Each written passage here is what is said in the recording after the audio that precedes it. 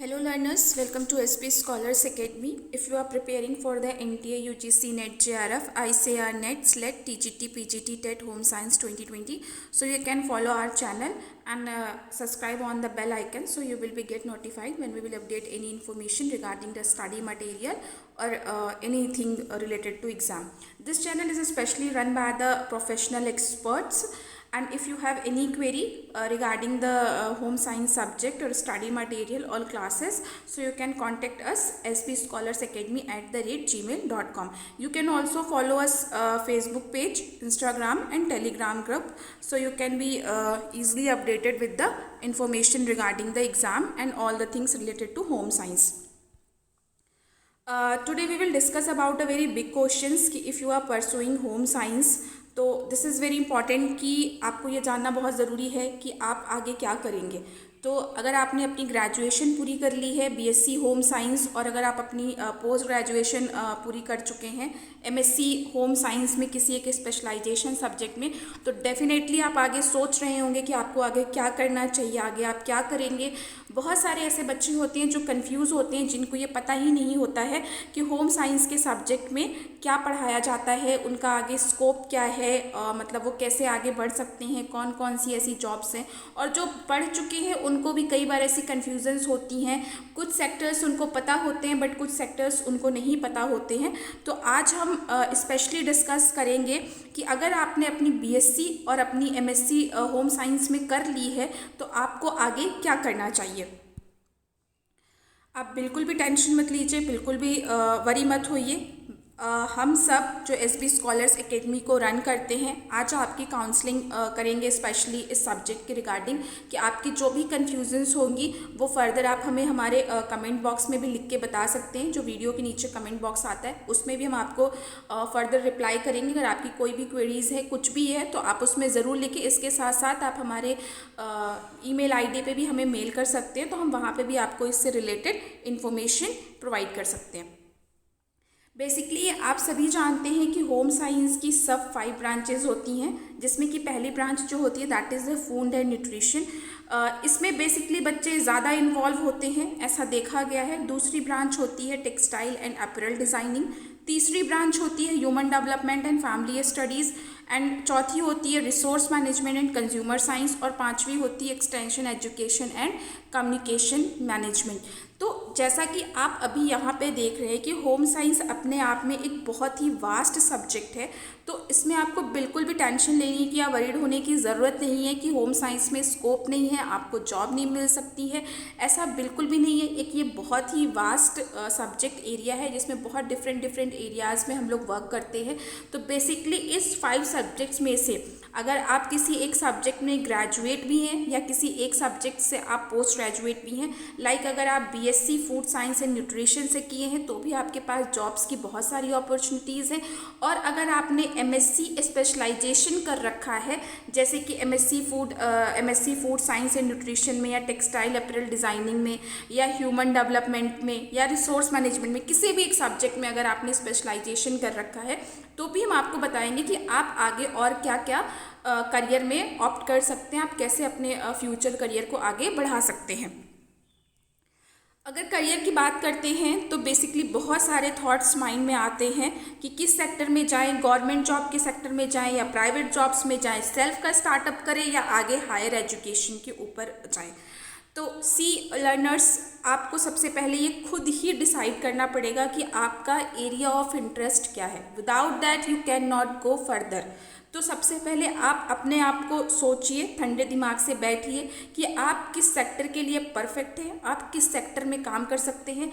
आप government job की तरफ जाना चाहते हैं कि आप कोई प्राइवेट जॉब करना चाहते हैं, या आप खुद ही सेल्फ स्टार्टअप करके कुछ आगे अपना एम्पायर, कुछ बिजनेस ट्राई करना चाहते हैं, या अगर आप पढ़ाई को आगे फर्दर परस्यू करना चाहते हैं, आप पढ़ने में बहुत अच्छे हैं, अगर नहीं भी हैं तो it's not a big deal, लेकिन अगर आप फर्दर हायर एजुकेशन में जाना चाहते हैं तो आप उसको भी भी ऑप्ट कर सकते हैं। तो बेसिकली अगर आप होम साइंस के स्टूडेंट हैं तो आपको सबसे पहले इन चारों पॉइंट्स पे बहुत अच्छे से ध्यान से सोचना होगा कि आप किस एरिया में वर्कआउट करना चाहते हैं, क्योंकि हर एक छोटा जो भी ऑब्जेक्टिव है वो बहुत ही क्लियर होना चाहिए कि आप किस सेक्टर में बेसिकली जाना चाहते हैं, तभी आप आगे बहुत ही क्लियरली सक्सेस हो सकेंगे।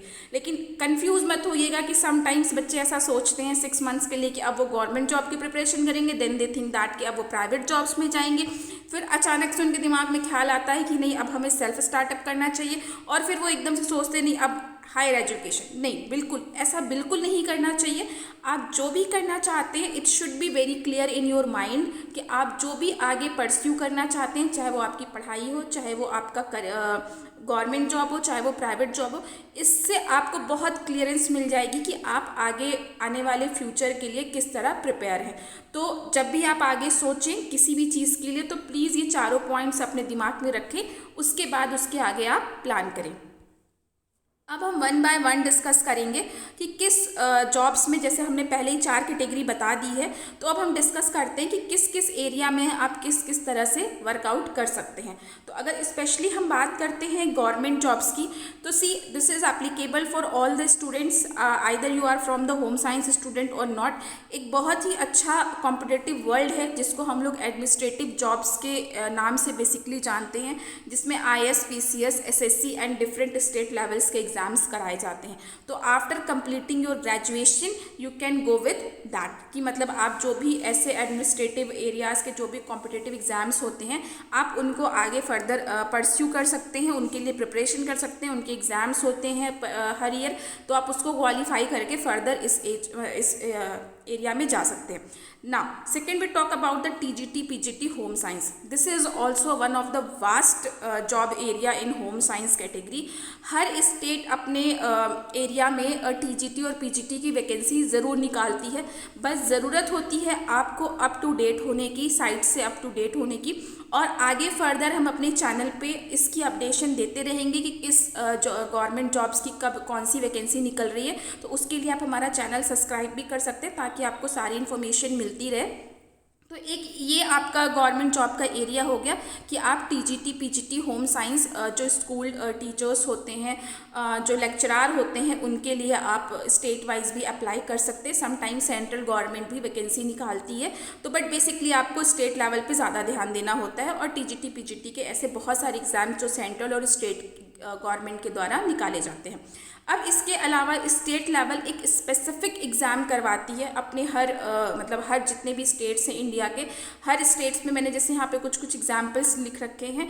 DSSB, RPSC, Rajasthan public service commission, UP Uttar Pradesh public service commission, Punjab public service commission, Haryana public service commission, Orissa public service commission.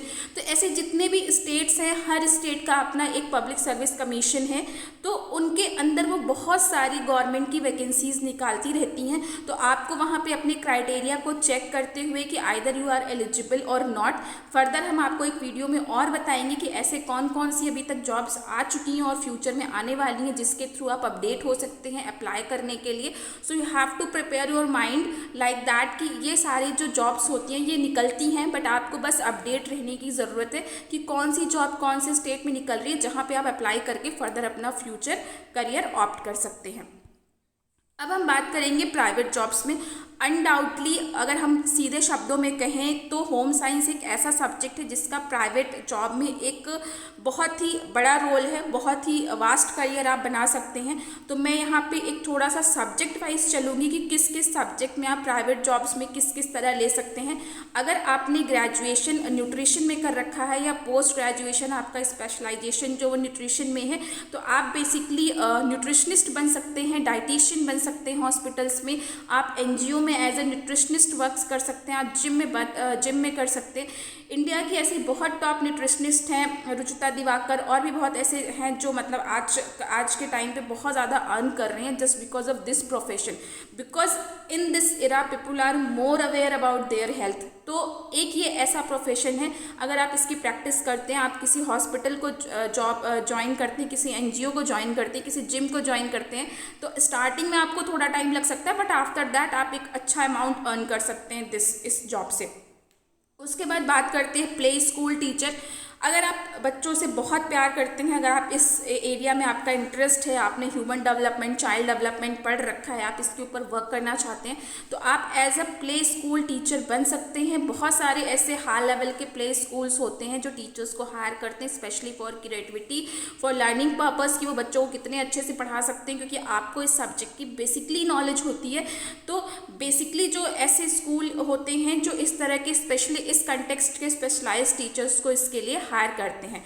Further अगर हम टेक्सटाइल और अपरेल डिज़ाइनिंग की तरह बढ़े तो fashion designing is one of the vast area in India, मतलब बहुत ही popular area. आप इसको ईजी गोइंग परस्यू कर सकते हैं। You know that there are lots of fashion designer in India who is very famous in world wide. So आप इसको भी बहुत अच्छे से परस्यू कर सकते हैं। इस एरिया में आप खुद का भी अपना कर सकते हैं एंड फर्दर आप किसी के अंदर भी जाके आप इंटर्नशिप करके और आगे आप बढ़ सकते हैं। इसके साथ साथ इम्पोर्ट और एक्सपोर्ट का बिजनेस भी होता है जो सीधे टेक्सटाइल से रिलेटेड होता है, तो आप उसमें भी अपने करियर को ऑप्ट कर सकते हैं।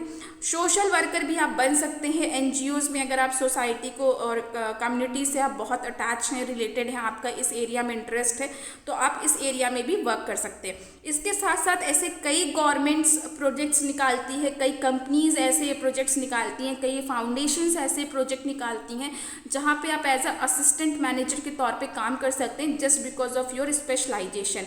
तो ऐसे कई मतलब ऑर्गेनाइजेशंस और ये सारी चीज़ें होती हैं तो जहाँ पे आप अप्लाई कर सकते हैं। अब हम बात करेंगे कि आप सेल्फ स्टार्टअप कैसे बना सकते हैं, किस किस एरिया में सेल्फ स्टार्टअप बन सकता है। तो this is also depend upon the your specialisation, और अगर आप फर्दर जैसे भी आप अपना करियर परस्यू करना चाहते हैं उसके अकॉर्डिंग भी एक मैटर करता है। तो suppose that if you are a nutritionist तो आप एक डाइट कंसल्टेंसी खोल सकते हैं। बहुत ही पॉपुलर डाइट कंसल्टेंसी आजकल चलती है, आप किसी भी हॉस्पिटल से अपना ज्वाइंट कर सकते हैं, तो जिससे आपको पेशेंट्स भी मिलते रहेंगे, आप मतलब सारी चीज़ें आराम से मैनेज कर लेंगे और एक अच्छा अमाउंट ऑफ मनी अर्न कर सकते हैं।